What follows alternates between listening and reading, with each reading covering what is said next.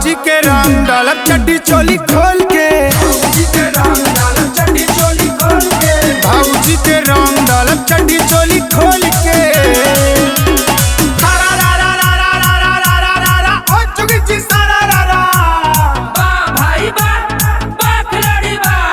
होली में साया साड़ी गीला हो जाई, हो गीला हो जाई।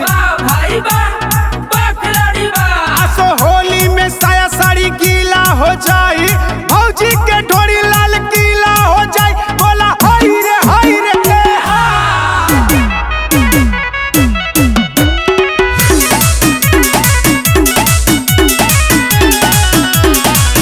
गोरे गोरे रंग बुकाया, साड़ी साया नया नया।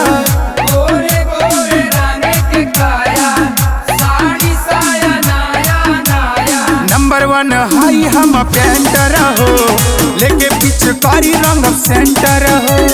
नंबर 1 हम भैया पेंटर हो, रंग दिए भौजी तोहर सेंटर हो।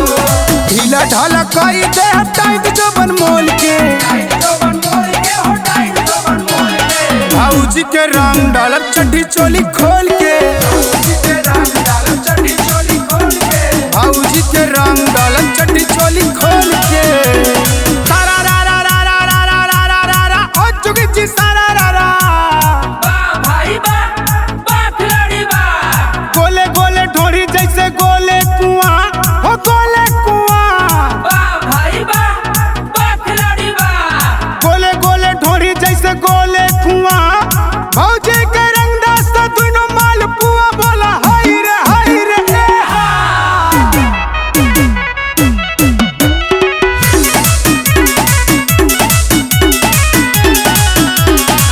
भैया के सालिया के चुम्मा ले हम गोलिया पे, भैया के सालिया के चुमली है गोलिया पे। होली में आसोना दानी होई, परम चंदन शेख मन मानी होई।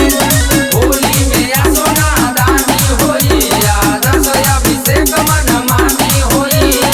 ऊपर नीचे खाल रंगाई ढोरी मोल के, आई ढोरी मोल के रंगाई ढोरी मोल के।